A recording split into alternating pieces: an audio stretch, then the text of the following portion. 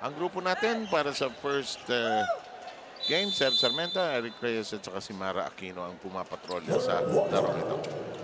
Eto na, 50-47 ang take-off point natin. Alas, back in the game. Anthony Thornton, Taulaba, hindi na ibigay, mismatch konti, ano? And Jonas Villanueva. Sean Anthony battling inside. Ball is yanked away and Wilson is back doing what he does best. Here's JC, lead pass. Yun na, no, siguro nasabihan yung import. Be a little more aggressive in the second half. Ano, ha? Kasi yung sa size-wise, although dissented na rin yung numbers ni Adeleki, kailangan talaga i-assert pa niya yung laki niya. Diba? Hindi ka pwedeng maglaro na parang malambot sa loob because you're the biggest guy on the floor. Kung ikukumpara mo siya kay Thornton, lapad niya no? Even Asi, mas matangkad pa nga siya kay Asi. That's why yun yung kanyang advantage. Well, ano siya sa state na getting to know you, ano? Exactly. Getting to know the league, his teammates, the way basketball is played. May pectus yung kanyang free throw, ha? Lalim nung, parang iniikot sa taas, ano ha? Lefty. Iniikot, may parang nagpipitch ng softball. He's also the second Nigerian na ginamit ng Phoenix. Last year, of course, Olalabi. Sa Barako naman, yung kanilang import is also from Nigeria. So far, yung mga Nigerian players or imports, laking tulong yun para sa kay Coach Coy Banal. I wonder what they eat there. Ang lalaki ng mga tao doon. Lapad no? Woo! R.R. Garcia delivers a three-point shot brought to you by Oppo F1 Selfie Expert. 9 points already by R.R. Slowly but surely, R.R. Garcia, unti-unti na nag-iinit. 9 points already in the game. Kanina, he was struggling from the perimeter. Pero ngayon, he has found his mark because he actually went higher percentage. Kaya niya nakuha ngayon yung kumpiyansa niya sa laro. Smaller lineup for Phoenix, but a quicker, more offensive-minded team. Anthony. 1 second on the shot clock. Oh, in time. Great Kevin patience. Alas. A three-point shot brought to you by Oppo F1 Selfie Expert. Ganda nung ginawa doon ng NLEX because they were able to move the ball around. Hindi sila nagmamadali with their offense until they get an open shot. In town, Anthony eyeball to eyeball with him. That challenge fades away, but JC said, matras ka, titirahan na kita. And rebound collected by Adeleki and R. Taking care of business. Credit to Adeleki for really working very hard to get that offensive rebound and to give his team another crack at the basket.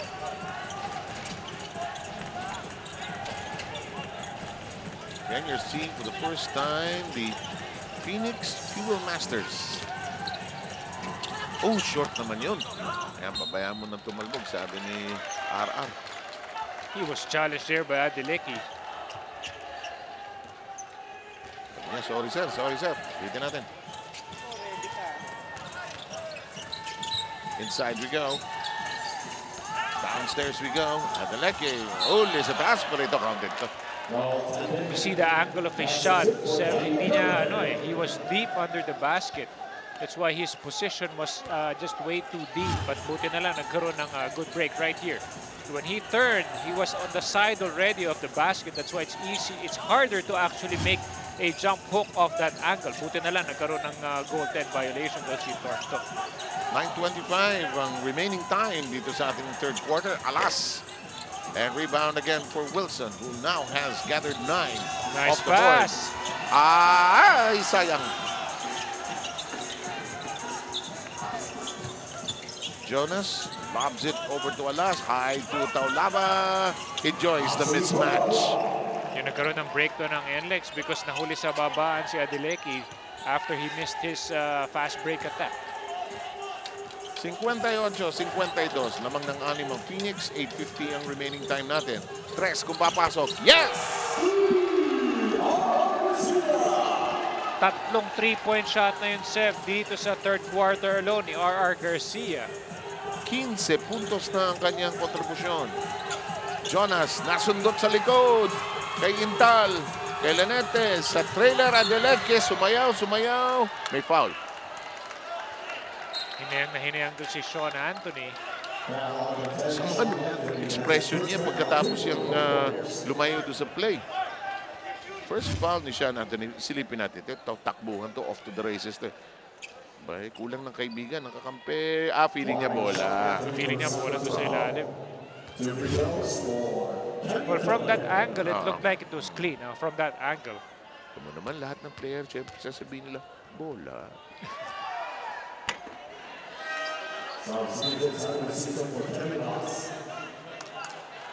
Yun, sinusubukan ni RR encouraging yung input niya. 0 out of 4. Oo, pare, pasok mo. From what we have gathered also, yung kanyang free throw shooting was really suspect. Yun ba ang problema? Oo, yun yung mga... Kita mo yung kamay niya. Iba yung form eh. It's not a duck head or Hindi a goose head. How do you call it? Hindi siya textbook at saka hindi siya nag-goodbye dun sa shot eh. No? Yes. There's no follow-through going down. It's a follow-through going to the left. Or going to the right actually kasi kaliwete siya. And I remember when Coach Chotres and I would coach the kids when I was in his camp, he would say, shoot it, say goodbye to the shot. Yes, that's the most basic. But kita mo yun, hindi na basic yung galaw na yun because that's actually talent right there by Al Thornton with the way he finished that shot. Thornton, 61-52 with a 14-point game up to this point. Mara, what do you have? Coach Boyet Fernandez is very upset. Actually, first time pa lang sinasabihan na niya ang Road Warriors not to fall in Phoenix's game plan because they're being ran down and still hindi pa rin nagko-call ng plays at nag-execute. Masyado daw sila nagmamadali. Now, for the second half, he wants the team to help the bigs a lot more. Sa paling naman ng Phoenix, they were reminded nung last game ng NLEX versus Ginebra na slow start yung kalaban nila. Pero na-outscore pa din yung Ginebra ng third quarter. Kaya kahit lamang daw sila ngayon, he wants the same pace. Now, konting adjustment lang sa ball screen, but otherwise, they will continue the game plan. Balik sa inyo. That's a very insightful report from Mara. I can't blame Boy Fernandez being such a good point guard himself. Ano? Naiinis siya, hindi tumatawag ng play kuminsan. But when you're nagkakagulo sa court, play, call something you know. And it's pretty evident. You could see that the assists, they're not really executing very well because nangyayari because they're such talented one-on-one players, they rely more on the one-on-one attack. Ito. The great pass. Ayun, buti na lang na broken play na yan. Nagawa na lang ng paraan. And Taulaba has registered 10 points. Well, that's the value of having, keeping your head up ni Sean Anthony and, that extra pass because that will really help. The leg with the follow-up of R.R. Garcia's miss, the big guy has chipped in 14. As he was complaining there that there was a push from behind. I guess the big guys feel it a little more. No? Ang lapad nga kasi ng diba? Deleke. They feel it a little more. And Ciso to Asi. That is falling short. Siya sa Taulaba, parang orchestra conductor yung buhok niya. No? Diba eh? Uy, ganda ng pasa. Lanete. Both side of Asi. Up, roll. Sean, you're here. They're playing zone. Up, reverse, flash. Up, up. Now we're going to salute. Naintindihan? Ha? Sean.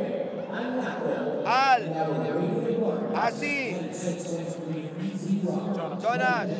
Go to this side. Roll. Pop out. Sean, if you're open, take it. If not, pop out. Asi. Then stop. Then go. Then we go salute. Okay?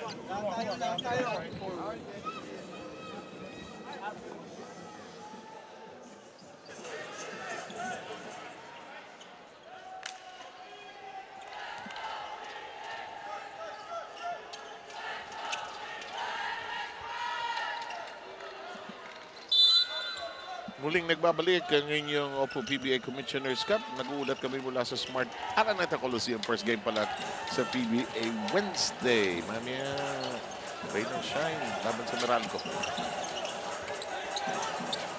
Pasa sa loob. Asi Taulaba. May pinaset na play si Boy at Fernandez. Yun, dinakdakan na. Nice cut, nice pass. That's perfect execution right there. Ganda yung ginawa dun, Sev, because nakita na, nabase ni Al Thornton that there was a double team on Asi Taulaba and he moved well without that basketball. The Lecker with no angle on that shot. Jonas pushing hard. It trickles in. Maganda yung sinasabi ni Coach Boyd Fernandez in that last huddle because 4 points kagad na nakuha ng NLEX after that time. Oo, natapyasan agad. Isipin mo, 9 kanina ngayon. 5 na lang. Foul ni Thornton. First foul ni Thornton. Team foul update. 4 na team foul ang NLEX. Phoenix wala pa. turnaround. Yes. Chico Lanete taking care of business, and it's back to 7. Wala na magagawa doon si Jonas because he was really challenged that shot attempt very well, and still Chico made that shot. Kung nakakashoot kayo, baka dumipensa sa kabila. Eh, no? Ganado. Ganado ka. Oh, Taulaba with a nice jump. Semi-hook. And the lead is pruned down to 5. But so far, that's the problem when you just have the guy receive the ball deep under the basket. There's just so many things that you can easily throw up that basketball. Kala ko tatawagan ng traveling si RR, pero iba ang tawag. Taulaba ang tinawagan. Third, ngingiti-ngiti si Asi. But so far, yung Asi has really been the focal point on offense because he's attracting that defense. Adeleki, pinapatanggap niya kasi ng bola si Asi. Nagpapasil siya sa ilalim. That's why that's something you really have to play high side to prevent that easy lane incursion. Warning on Asi, mukhang nasub na siya. Hindi pa siya lumalabas. Okay? Okay.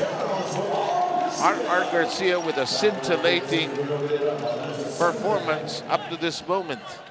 17 points. Big turnaround itong kay RR, you know. He made, initially, di ba Seb, pinag-uusapan natin siya, he was missing his shots in the first half, nakakuha siya ng mga pakonti-konti puntos. Pero dito, sa second half, sinimulan niya ng 3 3-point shots, so that's 9 points.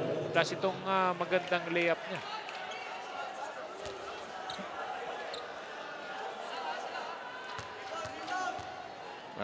Kaya yung foul away from the shot, no? Ayun. Mukhang pipiesta si Adeleke. Nakashoot ng free throw. Papakain na yan. Papakain na yan. Abangan natin, ha? Daming pizza dyan. 1 out of 8. Oh, pwede na, pwede na. Pero, ito, tatrapawin na isang coach yan. Yes. Kasi papaulin ka ng papaulin, mama. Eh. Oh, nice. Oh, running shot. The guards of both teams, you know, itong si Villanueva and R.R. Garcia, both really making, doing very well offensively for their respective teams. Nakantiwan ako ng mga anak ko, sabi. Paano po tinatawag na running shot? Floater yun. Pareho lang yun, sabi ko. Elegant nga yun. Oh, Elegant shot, hindi alam ng mga kabataan. Nung ginagawa ni Juan Fernandez yun, slow na slow. May beatin pa eh. That's the beauty about it, Sev. Nakita natin yung you know what those greats are, how their shot evolved. Makikita mo kung paano nangyari. Lolo nga si Papa Juan Fernandez. Oo, elegant. Paano umiiwas sa siko mo? R.R. Yes! Oh, It's a 3! Init itong si R.R. Garcia Sobra. in the third quarter. 20 na. Ilan sa quarter na to, Evo? He made 14 points. 14 14 puntos kaagad yung ginawa. Simpleng math. Anim. Matapos ang pesa. Anthony, naipit. Bahala na. 7 seconds. Al Thornton. Huli ka! Huli ka! Nabawi! Libre! No clear change of possession. See what kind of defense Phoenix has shown in that last possession. Hindi nag-change yung shot clock. Hindi clear change of possession. That's something that they can build on the way they play defense in that last play.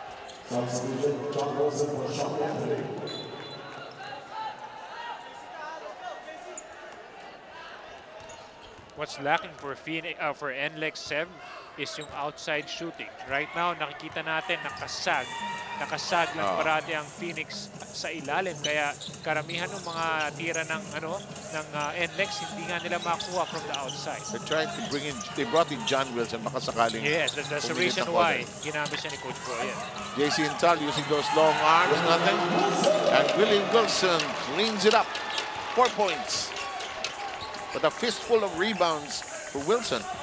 Maliliit lang yung lineup dito ng Phoenix, pero kita mo naman they've been fighting very hard for those offensive rebounds. And they are now enjoying their biggest lead of 11 points. But a big turnaround. Initially, kanina, nakakuha na ng buwelo ang NLEX, but yet Phoenix was able to find a way. Chico Lanete with his second foul. First team foul of the Fuel Masters. Top of the keyhole with Thornton. Here's Wilson. Makes no move. Thornton. 3. He's really a dangerous player. You know, he normally make the 2-point shot a lot. Paminsan-minsan lang yan tumikada ng 3 points. Pero pag bumitaw yan, ang taas ng percentage. Yun, timeout si Koy Banal. Mahirap na. Baka uminit na sinaing doon sa kabila eh. Ganahan yan. Road Warriors versus Star Hotshots on Sunday, February 21. This Smart Medical Coliseum, 3 p.m. Phoenix Dual Masters versus Metal Cobalt. And at 5:15, Rainier Shine on West Invaders versus Barangay Ginebra San Miguel. PBA Liga ng Palabida. No. Oh, sige. Wait. Down screen, Kenny. Or RR. Okay, 75-67 is the count. I think you have something on the box, Well, Eric. yes, Ev. And the most important thing, you want to see what's going on in the offense of NLEX. They want to isolate Asia against Adeleke on that post. As we see it right here, okay, makikita muna natin may double team at tingnan natin yung reaction dito. As we pause it, makikita mo the biggest mistake that the defensive guy can do is to turn your head. Ayusin muna natin yun. To turn your head right here and look at what's happening right there. So that will leave Al Thornton to just go in the lane na libreng-libre. As he slips inside, kita mo, there's no one there for the secondary defense. Well done, Eric. Very clear in that last sequence. In the meantime, it's 75-67. Adeleke is chewed up by the defense. So many hands. Sinasampal-sampal. Ang advantage kasi niya, Seb, makikita mo yung haba ng galamay nitong si Adeleke. Yun yung kanyang ginagawa doon sa shaded area. At saka tingin mo yung muscle, tingin mo yung Lapat ng katawan eh. Oo, tingin mo. Isa ni R.R. Garcia sa kanan. Si Eman Monfort doon sa kabila. Ganun ka. So yun ang problema. Free throw. Yes. Oy, hello, ulalam, instant ulam. Ang instant ulam para sa game na di mo may uy, mga taga-Phoenix ako makakain ha. Pero ng breakfast, tapa, tosino, di lang basta ulam, instant ulam. 76-67 po ang ating bilang 2:49. 2:37 na lang po ang natitirang oras. Jonas, kanina pa walang swak. Uy, ganda ng follow-up. Wilson, right place, right time. Magandang ginawa din ni John Wilson. You expect him, you know, he's one of those guys who can definitely play inside because he has that upper body strength to match up against the bigs of the opposing team. Tira press na lang. Yun na nga. Akala mo talagang panglabas lang siya, but he will also work hard. This is an incredible third quarter by R.R. Garcia. He has 23 points. It's just so dangerous, you know, once he gets going in the game, he gets that feel. Ang hirap ng pigilin. 17 in this period. Villanueva trying to create room, scoops it up. Dito, kailangan mag-tighten up ang laro ng NLEX because so far, ang ganda ng opensa rin ng Phoenix and they will not be able to overhaul this deficit. Oh! JC Dog knocks in a long three. And it's a shootout here. 82-71 is the count. And we were reminding everyone that this Phoenix team is a good three-point shooting team. They will shoot the lights out. That was our team earlier. Downstairs we go. Rico Villanueva. Thornton zigzagging. Kicks it outside. Wilson loads up. Yes! That's the value of having John Wilson in your lineup because he is always ready to complement Al Thornton once he kicks out that basketball. Parang SWAT team yan eh. No? Pag pinasok mo, tira agad eh. Oh. Nice move! R.R. Garcia just simply making basketball seem so easy. It's the breakdown of what he can do with your defense. He's broken down that defense many times in this third quarter alone. Garcia with 25 big ones. And Ciso, 3 wide. Tira ni Enciso, he's struggling from the outside. He has got a lot of open looks so far. Mga kickouts kanina from Asi and dito. Pero so far, kailangan talaga mag-contribute si Enciso from the outside. Habang nakaupo, or actually si Jonas is right there. Enciso has managed to score 2 points pa lang dito sa larong ito. Kailangan mag-contribute siya because kaya siya ginagamit ni Coach Boyet in this game. Laking bagay when your guard line is able to produce. In the meantime, that's a forced shot by Garcia. Nice Nice pass. pass. Jonas Oh! and Ciso overcooking it.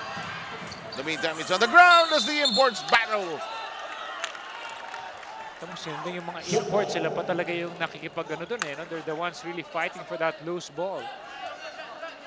Ang attitude nitong dalawa. Talagang pukpuk lang. Samantala, maiden game conference for the Phoenix Fuel Masters. To all the fans out there, please support us. We need all the help we can get. For a new team coming to the PBA, we'll give it a go, sabi ni James Forrester. Diyan po tayo sa shout. Yes, maganda. With the way they're playing now, definitely they can really inspire a lot of the PBA fans to really cheer for them in this league. Jonas. Alam mo, itong gusto ko yung parang so-called sa teams natin, may elite teams talaga, yung champion teams, and these teams that are just coming along, ano? Making It's fun to cover yeah. them also, because fun to watch them because they try so hard. They want to develop their character as early as possible because you know, lalo na pag nakalaban nila yung mga teams who have like a dynasty teams who have been winning championships left and right. Iba na yung ano, you have to really up your performance in every game. You have to bring something special when you face the Alaskas, Exactly. the San Miguel's. Quick release, but it has been a third quarter that you can spell with the name of R.R. Garcia. Why? He has done everything, Eric. Well, he has shown us everything. In the first half, he was settling for just layups. But once he got going, he got that feel. He got 3 straight three-point shots in the third quarter, and he's been lighting it up ever since. And the only thing R.R. Garcia has not done yet, but I wouldn't be surprised if he does it, is to sell popcorn in this venue. 84-76, because he's not hot so far.